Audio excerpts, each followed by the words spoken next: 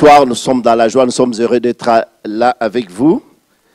Et nous réalisons chaque jour, chaque fois que le Seigneur nous donne des occasions, que c'est son amour, sa grâce sur nos vies, qui s'est manifesté pour nous sauver.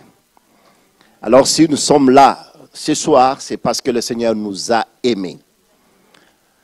Nous venons de chanter, c'est toi qui règnes. Donc son amour peut fondre nos cœurs ce soir. Sa grâce peut nous toucher et transformer nos vies. Amen. Et comment mon encouragement ce soir va dans ce sens. On doit venir dans la présence du Seigneur avec ce cœur ouvert. Amen. C'est pour s'attendre au Seigneur. Parce que, vous savez, c'est facile de s'habituer avec tout ce qui se passe au milieu de nous. C'est facile de s'habituer aussi avec l'évangile que nous attendons. Hein? C'est devenu une habitude peut-être aussi de venir là chaque mois. C'est le rassemblement des églises. Bon, on va écouter, on va encore partir. Ça sera un déplacement de plus. Mais comment dans nos cœurs, ce soir, le Seigneur veut nous interpeller, veut nous parler. Parce que quand ça devient une routine, quand l'habitude s'installe, on est distrait. Et c'est toutes sortes de choses qui gagnent nos cœurs.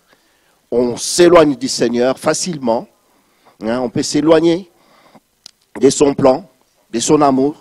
Et ça peut même nous aveugler à tel point qu'on ne pourra même pas voir ce qui se passe dans l'Église.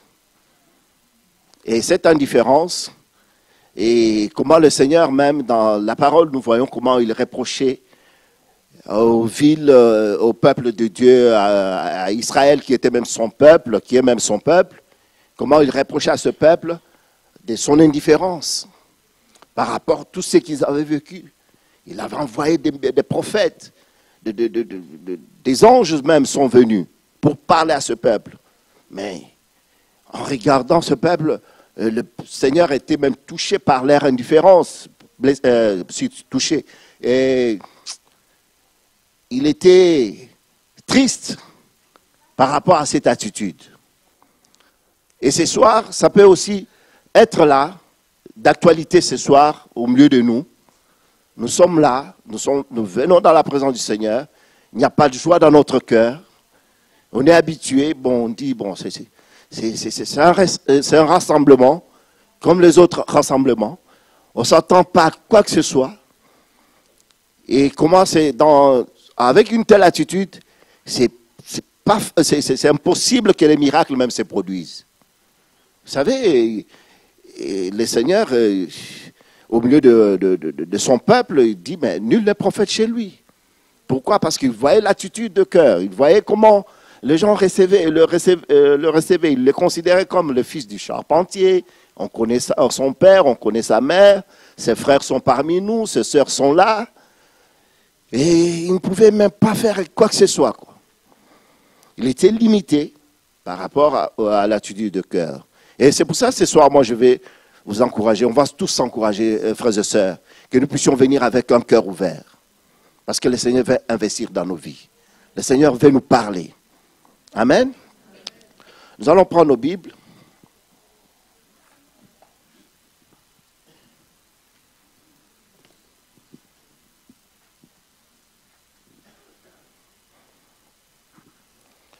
Prenons nos Bibles dans l'épître aux Hébreux.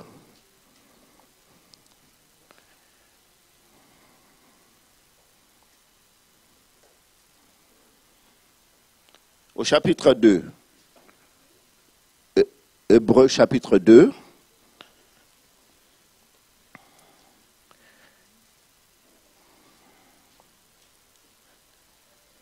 On fait notre lecture à partir du premier verset. C'est pourquoi nous devons d'autant plus nous attacher aux choses que nous avons entendues, de peur que nous ne soyons emportés loin d'elles. Car si la parole annoncée par des anges a eu son effet, et si toute transgression et toute désobéissance ont reçu une juste rétribution, comment échapperons-nous en négligeant un si grand salut? Les saluts annoncés d'abord par le Seigneur nous a été confirmés par ceux qui l'ont entendu. Dieu appuyant leur témoignage par des signes, des prodiges et divers miracles, et par le don du Saint-Esprit distribué selon sa volonté. Frères et sœurs, en lisant quelques lignes dans la parole du Seigneur, j'ai vu comment le Seigneur veut aussi nous interpeller ce soir en ce lieu. Par rapport à toutes ces choses que nous avons déjà entendues. Par rapport à toute la parole ou toutes les paroles du Seigneur que nous avons entendues en ce lieu. En tant qu'Église. La grâce que nous avons même d'entendre les vrais évangiles. Cette responsabilité que le Seigneur nous a confiée plutôt. D'avoir cette grâce de participer à la grande famille de Dieu. Je ne sais pas si vous réalisez que c'est une grâce d'avoir cette grande famille. Je ne sais pas, c'est une grâce d'avoir cette grande famille de Dieu. Des fois, on se trompe, on considère nos propres familles, nos familles biologiques, plus que la famille de Dieu. Mais c'est une erreur. Je vais vous le dire, parce que c'est la parole du Seigneur. Et le Seigneur, des fois, il reproche à son peuple, il dit, si quelqu'un m'aime plus que son père, sa mère, son frère, il n'est pas digne de moi. Vous connaissez cette parole. Et la famille de Dieu, la famille que le Seigneur nous donne, c'est une famille très importante. C'est ça notre famille. Et dans cette famille, on trouve toutes les nations. On trouve toutes les couleurs. Amen. Il n'y a pas de classes sociales, il n'y a pas... Non, nous sommes tous frères et sœurs. Et comment on doit considérer ces choses? Parce que ce sont des choses que nous avons entendues. Vous savez, c'est une chose d'entendre. Et c'est une autre chose de mettre ces choses en pratique. Parce qu'on peut beaucoup entendre. Et ici, moi, je vois comme si ce peuple avait beaucoup entendu. Et l'auteur du livre dit, c'est pourquoi nous devons d'autant plus nous attacher aux choses que nous avons entendues, de peur que nous ne soyons emportés loin d'elles. De peur que nous soyons emportés loin d'elles. Attachons-nous à ce que nous avons déjà entendu, à cet évangile qui a fait une œuvre profonde dans notre cœur et qui continue à faire une œuvre dans notre cœur. Attachons-nous à cela. Frères et sœurs, ce soir, je ne sais pas, je ne connais pas ta situation, ce que tu traverses.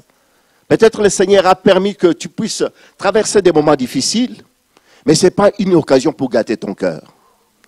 Ce n'est pas une occasion pour que tu t'éloignes, tu te détaches de tout ce que tu as déjà entendu. Ce n'est pas le moment de s'éloigner parce que le Seigneur revient bientôt. On n'a pas accepté le Seigneur, on n'a pas donné notre vie à Jésus pour le bien de ce monde ou pour le bien matériel. Mais beaucoup de gens, beaucoup de chrétiens aujourd'hui s'éloignent parce qu'ils n'ont pas de bien matériel. Ils sont fatigués parce qu'ils n'ont pas ça, ils n'ont pas ci. Ils sont fatigués parce qu'ils se comparent aux autres. Ils voient que dans leur vie, ce n'est pas ça. Mais ce soir, ça concerne notre salut, frères et sœurs. Si le Seigneur a permis que nous puissions parler de ces choses, parce que ça touche notre salut. Le Seigneur veut former un cœur sensible en nous. Ce cœur qui s'attache à lui. Ce cœur qui voit que lui. Qui ne voit pas autre chose. Vous savez, on peut s'éloigner du plan du Seigneur et oublier tout ce que le Seigneur a fait. Et il dit, car si la parole annoncée par des anges a eu son effet, et si toute transgression et toute désobéissance ont reçu une juste rétribution, comment échapperons-nous en négligeant un si grand salut? Vous savez, le Seigneur avait envoyé d'abord les prophètes, ses anges pour annoncer, pour proclamer au peuple de Dieu son plan, pour lui montrer ce qu'il devrait faire. Et toutes ces paroles ont été accomplies. Et où ces paroles ont eu leur effet. Et on voit que ces paroles, quand les prophètes prononçaient ces paroles, toute personne qui désobéissait, ou bien quand le peuple s'est détourné de ces paroles, il y avait,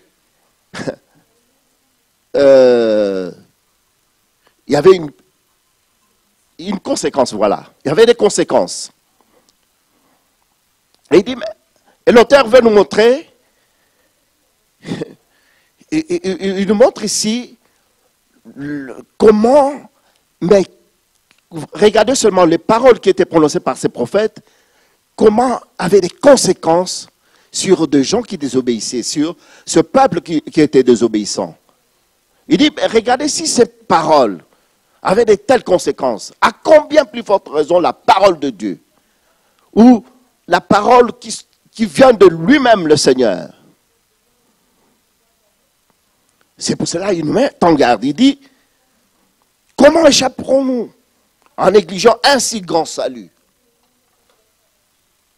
Vous savez, c'est Jésus-Christ qui nous a sauvés. Nous avons été sauvés par lui.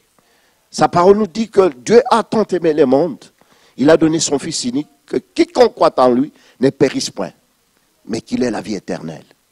Donc au nom de Jésus, nous avons le salut. On ne peut pas négliger ce salut, frères et sœurs. Nous ne pouvons pas nous faire des illusions, pensant qu'il y a autre chose à vivre. Donc, ici, l'auteur nous montre ce soir, il dit, au verset 3, comment échapperons-nous en négligeant un si grand salut? Le salut annoncé d'abord par le Seigneur nous a été confirmé par ceux qui l'ont entendu. Ce salut a été annoncé par le Seigneur lui-même. Amen. Ce salut a été annoncé par lui. Nous ne pouvons pas nous laisser emporter, éloigner, ou commencer à changer de langage, parler comme si on n'avait pas entendu la voix du Seigneur. Parce que ce salut a été confirmé par ses apôtres, par les prophètes, par tous ceux qui étaient avec lui.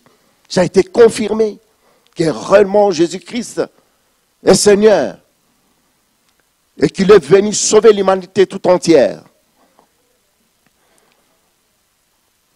Dieu appuyant leur témoignage par des signes, des prodiges et de divers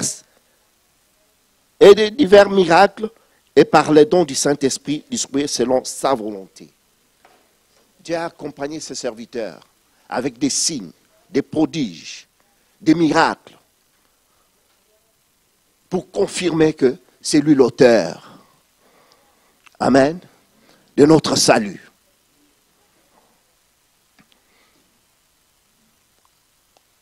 Toujours dans Hébreux chapitre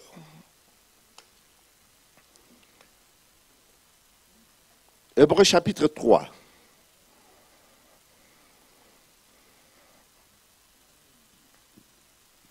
Verset 12. Prenez garde, frères, que quelqu'un de vous n'ait un cœur mauvais et incrédule au point de se détourner du Dieu vivant.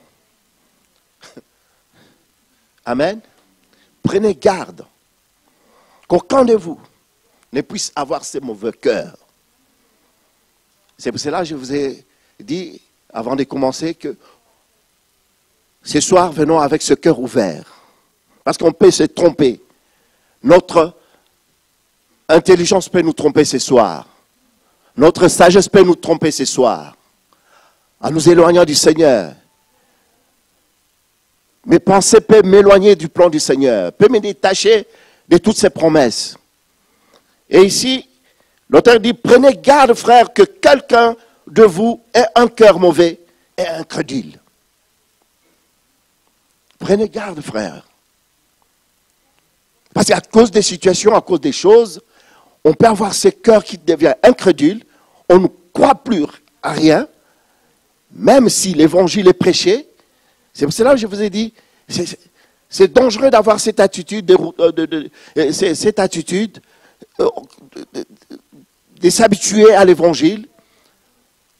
On sait comment ça va se passer. Oui, c'est le rassemblement des églises. Je m'attends à rien. Et quand ça devient comme ça, c'est très dangereux. Parce que le Seigneur, qui nous a placés là, sur ce chemin, il a un plan pour chacun de nous. Et ces plans, ou son plan pour nous, ce n'est pas pour nous détruire. Au contraire, des situations qui nous arrivent, c'est pour amener une certaine maturité en nous. C'est pour nous permettre de grandir, frères et sœurs.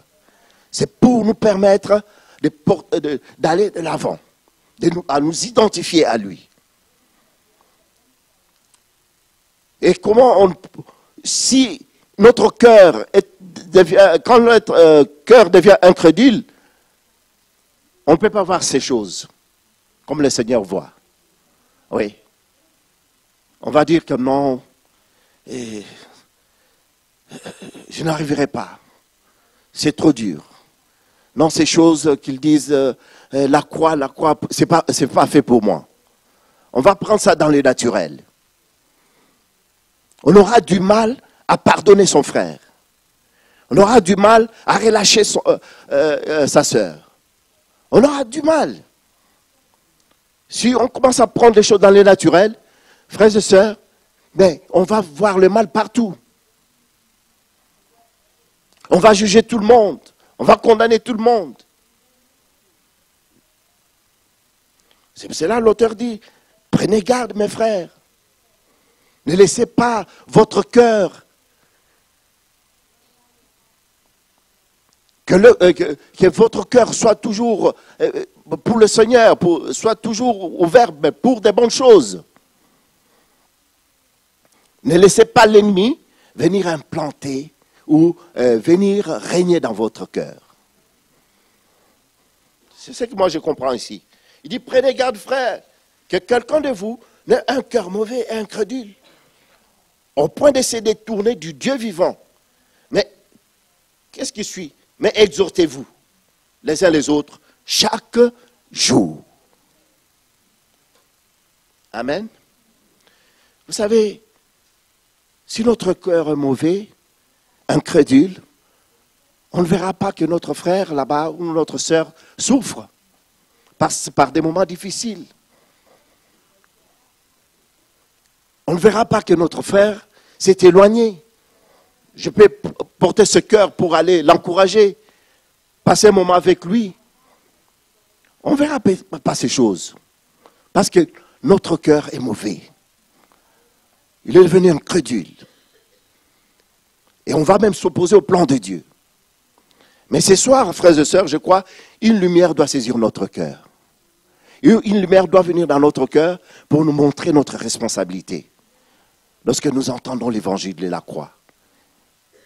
Le vrai évangile qui vient nous montrer que la chrétienté, ce n'est pas juste une croyance. Amen. Oui. La chrétienté, ce n'est pas juste une croyance. Mais comment la chrétienté, c'est cette grâce d'entendre un évangile puissant et le mettre en pratique. C'est cette grâce que nous avons, frères et sœurs. Exhortez-vous les uns les autres. Hein? Chaque jour, aussi longtemps qu'on peut dire aujourd'hui, afin qu'aucun de vous ne s'endurcisse par la séduction du péché. Frères et sœurs, nous vivons dans un monde pervers, un monde plein de péchés, rempli du mal, où l'ennemi est entré, je ne sais pas, si vous voyez ce qui se passe actuellement dans ce monde, mais vous verrez à quelle vitesse le péché est en train de gagner le terrain. Mais en ce moment-là, qu'est-ce que nous faisons, nous, les chrétiens? Qu'est-ce qu'on fait? Moi, j'aime cette parole qui est dans Romains chapitre 10. Allons lire, on va revenir sur là où nous sommes. Romains chapitre 10, verset 14. Vous connaissez tous ces versets. Comment donc invoqueront-ils celui en qui ils n'ont pas cru? Et comment croiront-ils en celui dont ils n'ont pas entendu parler? Et comment en entendront-ils parler s'il n'y a personne qui prêche? Et comment y aura-t-il des prédicateurs s'ils ne sont pas envoyés selon qu'il est écrit, qui sont beaux les pieds de ceux qui annoncent la paix, de ceux qui annoncent des bonnes nouvelles? Comment ces gens-là entendront-ils si on ne les a pas annoncés? S'il n'y a pas de prédicateurs, s'il n'y a pas de frères et sœurs qui peuvent aller pour encourager, comment? C'est facile de juger, c'est facile de condamner. On ne voit pas tel frère, on ne voit pas telle sœur. On peut rester dans notre confort. Nous pouvons nous justifier.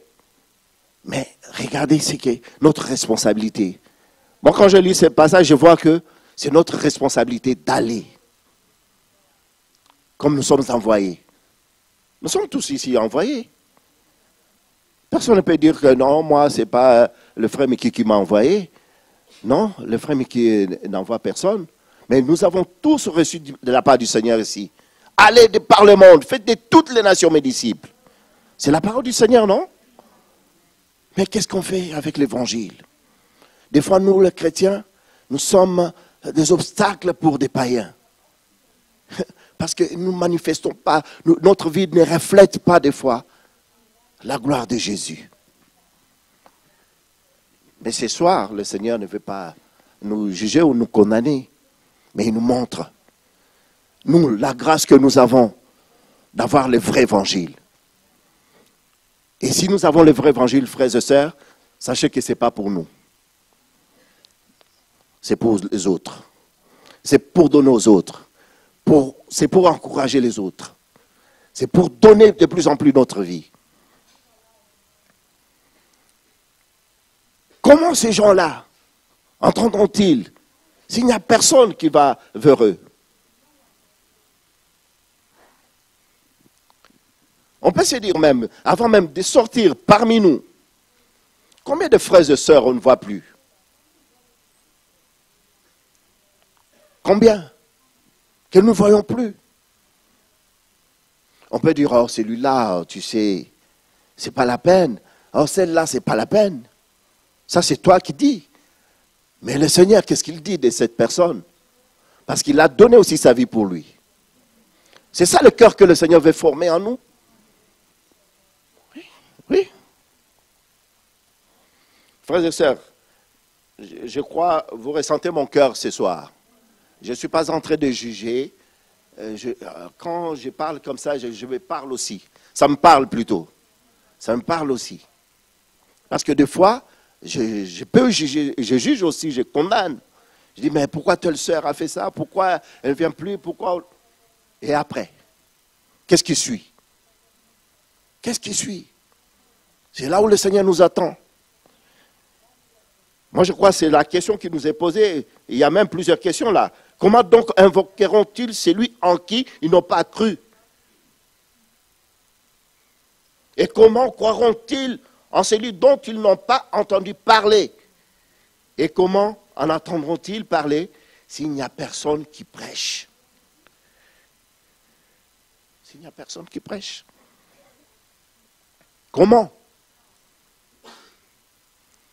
Donc il faut qu'il y ait des gens qui ont reçu quelque chose pour aller encourager aussi les autres.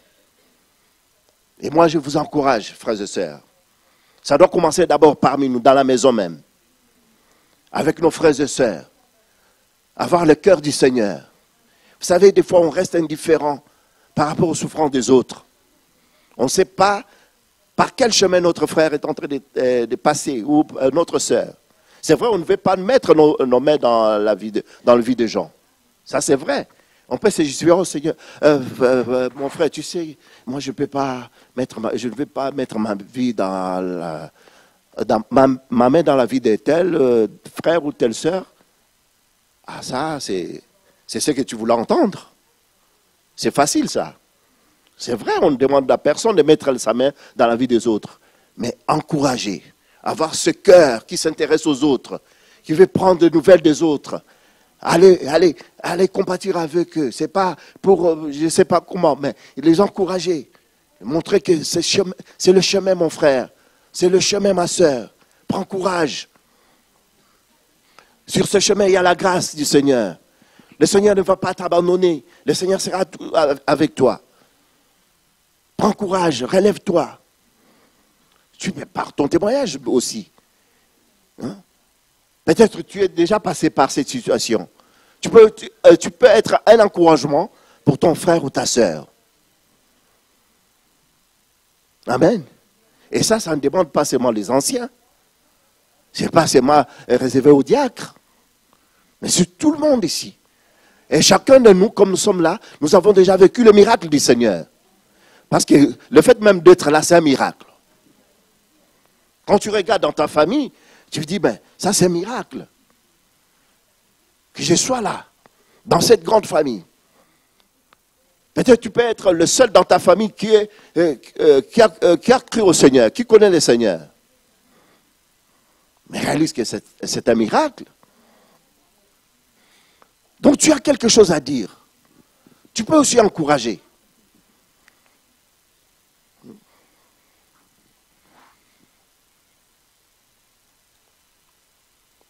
Donc nous retournons là dans Hébreux où nous étions.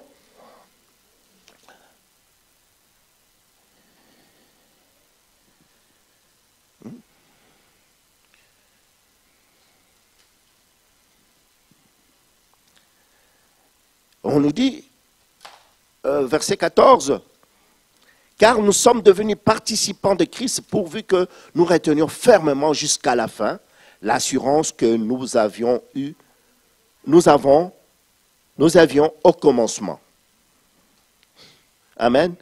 Je crois toujours dans le même livre d'Hébreux, je ne sais pas si c'est au chapitre 5, on parle de ne pas abandonner notre assurance. Allez pas abandonner notre assurance. Frères et sœurs, il y a beaucoup de choses sur ce chemin. Vous savez, c'est un chemin.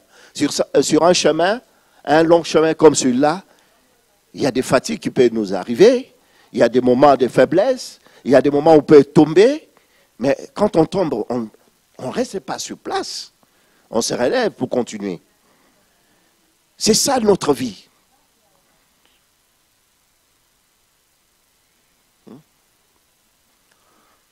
Donc comme nous sommes là, personne n'est à l'abri. Ça peut nous arriver aussi.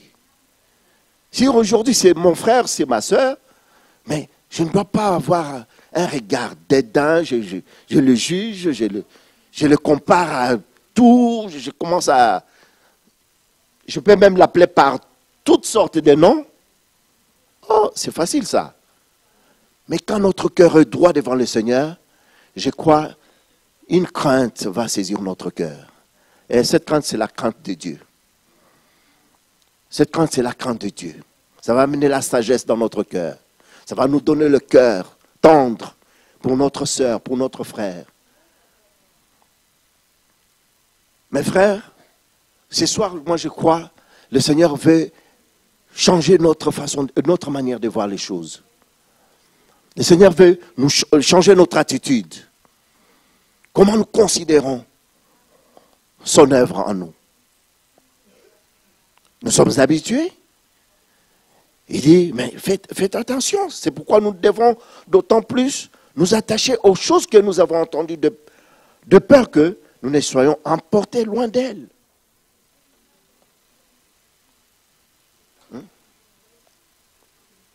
Prenons garde, de peur que nous soyons emportés loin de ces choses. Moi, ce qui m'a touché, premièrement, dans cette église, quand je suis arrivé, c'était l'amour que j'avais trouvé. Amen. L'amour. Et je crois que c'est le cas pour nous tous, comme nous sommes là. Cet amour sincère, l'amour peut sauver ton frère. Et tu peux sauver aussi ta soeur à travers ce cœur. Ça, c'est le cœur du Seigneur. Ça, c'est le cœur du Seigneur. Mais quand notre cœur n'a pas d'amour, qu'est-ce qui se passe? La Bible dit, mais prenez garde, frère, que quelqu'un de vous n'ait un cœur mauvais et incrédule. Comment on s'est détourné du Dieu vivant? On se détourne quand notre cœur est mauvais, il n'y a pas d'amour, on ne considère plus les autres, on ne considère plus nos frères et sœurs, on ne sait pas par quelle situation ils sont, on s'en fout, on peut dire ça, excusez-moi les termes. Mais, ou bien on dit, c'est son problème, c'est son affaire. Non, on ne peut pas parler comme ça. On ne peut pas dire ça. Moi, je crois, le Seigneur nous traite comme ses enfants. Même quand il permet d'autres situations, ce n'est pas parce qu'il veut nous punir, non. Il peut nous punir, mais il peut nous donner la correction plutôt. Il peut nous corriger, parce que c'est un père. Et quand il nous corrige, ce n'est pas pour nous laisser dans cette correction, non. Il y a toujours une solution. Il y a une consolation. Et c'est ce que le Seigneur veut faire avec nous. Et ce soir, mes frères et sœurs, mon encouragement va dans ce sens pour nous s'encourager, dire que nous devons faire attention à ces saluts que nous avons reçus. Et comment les choses de ce monde peuvent nous aveugler. On peut aussi, notre intelligence peut nous tromper. On peut s'éloigner facilement du plan du Seigneur, se détacher facilement de toutes ces choses que le Seigneur a préparées pour nous.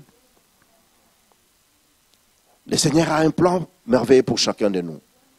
Il nous a amenés sur ces chemins parce qu'il a un plan. Et ce plan du salut est que chacun de nous puisse hériter le royaume des cieux. C'est ça la volonté de Dieu. C'est là où le Seigneur veut nous amener. C'est là, mon frère, ma soeur n'est pas mon ennemi, n'est pas mon adversaire. Non, il peut y avoir des situations, non, mais je sais que le Seigneur est en train de faire une œuvre dans mon cœur, à travers cette situation. Je ne peux pas laisser, je ne peux pas donner l'accès à l'ennemi pour mettre de mauvaises pensées dans mon cœur, pour m'induire dans l'erreur. Non, il dit, prenez garde, frère, que quelqu'un de vous n'ait un cœur mauvais et incrédule. Ne vous détournez pas du Dieu vivant, mais exhortez-vous les uns les autres chaque jour. Chaque jour, exhortez-vous. On fait ça? Est-ce que moi j'ai fait ça? Est-ce qu'on s'exhorte chaque jour? C'est ça notre responsabilité. De s'encourager. Exhorter, c'est aller fortifier l'autre. S'encourager mutuellement. Peut-être, moi je ne vois pas le danger, mais le Seigneur a ouvert les yeux pour voir ces dangers. C'est une situation comme ça. Moi, je ne vois pas parce que je suis tellement occupé à autre chose, mais le Seigneur permet que toi tu puisses voir. C'est pourquoi? C'est pour me critiquer? Non, c'est pour venir m'encourager, mais parler dans la vérité. Exhortez-vous les uns les autres, chaque jour. C'est ça notre devoir. C'est ça, mes frères et sœurs. C'est ça notre appel.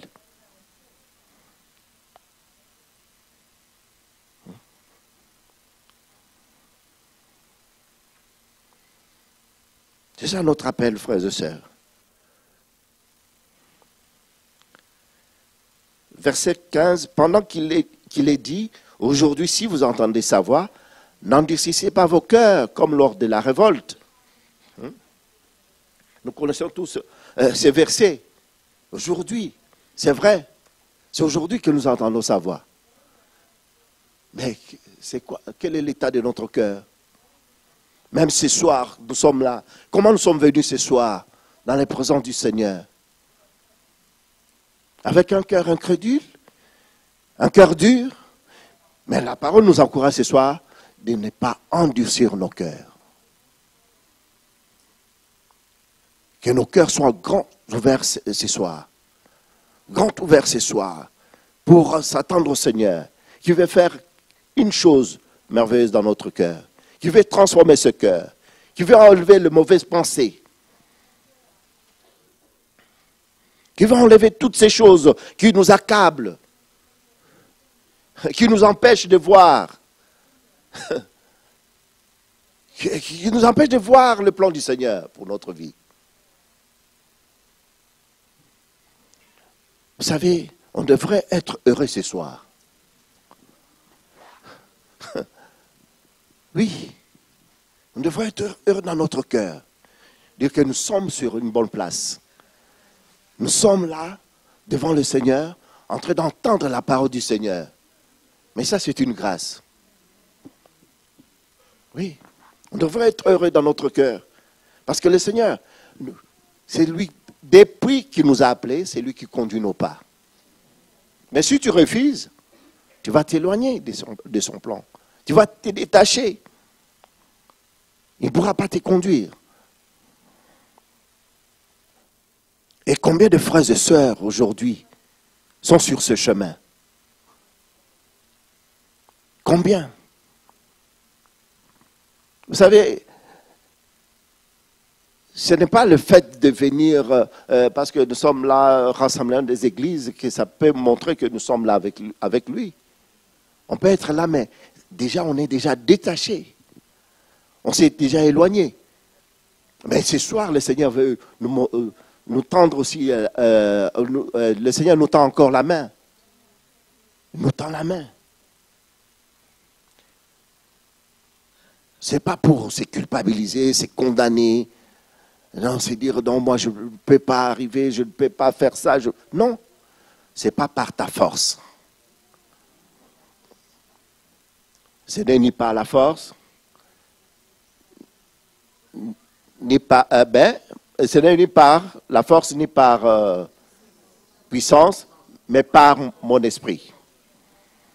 Amen. Et vous connaissez ça? Ah, mais pourquoi on ne fait pas? Vous voyez, on connaît toutes ces choses. Moi, le premier, je connais aussi ces choses. Mais quand, face à une situation, je compte sur ma force. Mais ma force, vous savez, on parle ici des choses spirituelles. On parle des choses de l'esprit, mes frères et sœurs. Et nous avons besoin les uns des autres. Si je n'arrive pas, je peux me confier. Je peux parler. Je n'attends pas toujours que les gens viennent vers moi. Je n'attends pas que mon frère, ma soeur. Mais moi aussi, je peux. Le Seigneur me montre que, mais là, tu commences à t'éloigner. Tu t'es détaché. Cherche de l'aide. Le Seigneur peut te parler aussi dans ce sens. Parce que le Seigneur n'est pas limité. Amen. Le Seigneur n'est pas limité. Frères et sœurs, il s'agit de notre salut. Il s'agit de notre salut. On ne peut pas rester dans la distraction. Mais nous savons que si le Seigneur nous a donné une grande famille comme ça, nous a donné des frères et sœurs, ce n'est pas pour avoir des mauvaises pensées. Au contraire, quand il y a quelque chose qui me passe par la tête, que je ne trouve pas normal, je peux parler. Je peux demander conseil. Amen. Je peux me confier à quelqu'un que je sais qu'il peut m'aider. Il peut être une aide pour moi. Amen. Ce n'est pas quelqu'un qui va encore pour parler ou critiquer. Non.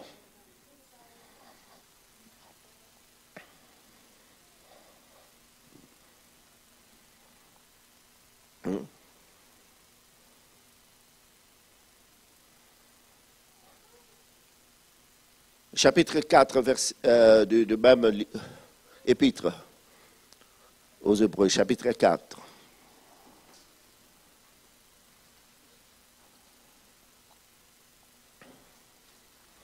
verset 2. Ou bien, pour la bonne compréhension, on peut commencer au premier verset. Craignons donc, tandis que la promesse d'entrer dans son repos subsiste encore, qu'aucun de vous ne paraisse être venu trop tard.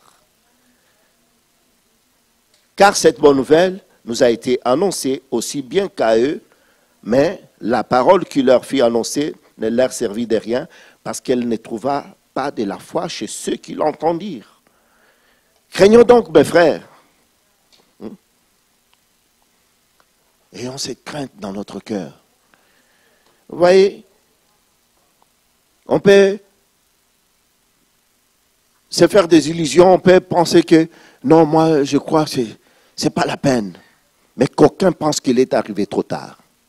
Qu'aucun puisse dire que, puisse se décourager. Moi je comprends ça comme ça. Que personne ne se décourage. Qu'on ne puisse pas dire que non, je n'arrive pas. Ou comme si la grâce était déjà finie. La grâce du Seigneur est là. Le Seigneur est là. Il peut te fortifier, ma soeur. Tu peux aussi être un encouragement pour ton frère ou ta soeur. Tu peux lui dire, la grâce du Seigneur est là. La grâce de Dieu, source de vie pour toute l'humanité,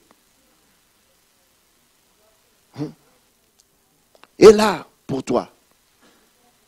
Le Seigneur peut te sauver encore. Le Seigneur peut te sortir de cette situation, mon frère. Mais que personne ne puisse dire, ah non, pour moi, je crois que cette situation, c'est fini. C'est fini. Le Seigneur n'est jamais en retard. Amen. Il est toujours là au bon moment. Au bon moment. Pour nous secourir. Pour nous apporter son aide. Il peut nous utiliser. Dans les moments même difficiles. Dans des situations difficiles. Il peut t'utiliser, mon frère. Et quand tu te sens faible, là, c'est là peut-être en esprit tu es fort. C'est ce que Paul a compris. C'est ce que Paul avait compris. Quand je suis faible, c'est alors que je suis fort.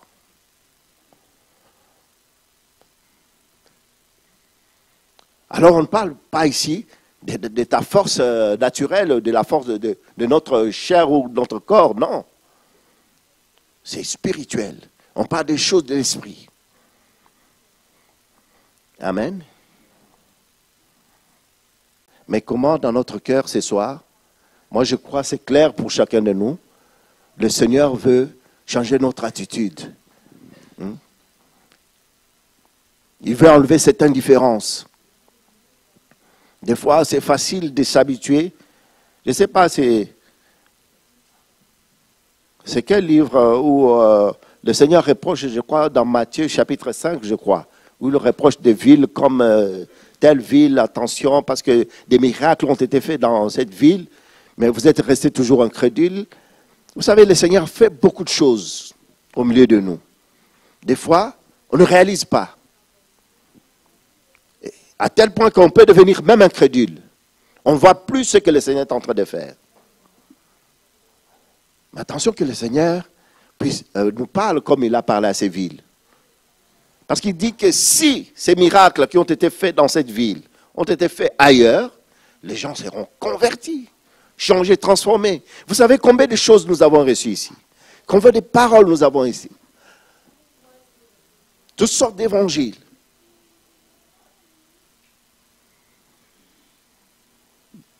Mais de paroles que nous avons reçues ici, si d'autres personnes, je ne sais pas où ils sont à ce moment, s'ils avaient reçu ça, mais ils allaient se convertir, changer directement.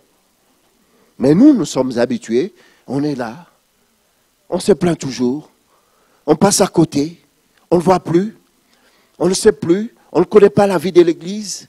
Qu'est-ce qui se passe dans l'Église? Nous ne sommes pas intéressés. Et pour toi, l'Église, c'est une seule personne, c'est l'ancien qui est là, qui va faire tout faire. Non, ce n'est pas ça. Mais quand nous sommes dans l'Église, le Seigneur va ouvrir nos yeux. Il dit, faites attention, prenez garde, qu'aucun de vous ne puisse avoir un mauvais cœur. Hein, c'est ce qui est écrit. Prenez garde, frère. Que quelqu'un de vous n'ait un cœur mauvais et incrédule. Parce que quand le cœur devient mauvais, incrédule, Matthieu 11, 21. Vous allez voir comment le Seigneur reprochait à ces villes qui étaient incrédules. Pourtant, il y a eu 2 miracles dans ces villes-là. Il y a eu beaucoup de choses. Et nous avons vu la main de Dieu dans cette église. Nous-mêmes, nous avons des témoignages. Nous sommes même des témoignages vivants. Mais qu'est-ce qu'on fait? C'est pour cela, frères et sœurs, ce soir, ne vous sentez pas jugés ou condamnés. Parce que le Seigneur veut nous sauver. Le Seigneur veut nous changer. Et je vais vous encourager à ce que nous puissions réellement tenir ferme dans la foi. Tenir ferme. Que nos yeux soient fixés sur le Seigneur. Il nous a appelés, c'est pour nous changer. S'il nous a mis sur ce chemin, c'est pour nous transformer. Alors ne nous faisons pas d'illusions, de films dans notre tête. Si nous sommes sur ce chemin, c'est parce que le Seigneur veut nous transformer. Amen. Que le Seigneur vous bénisse.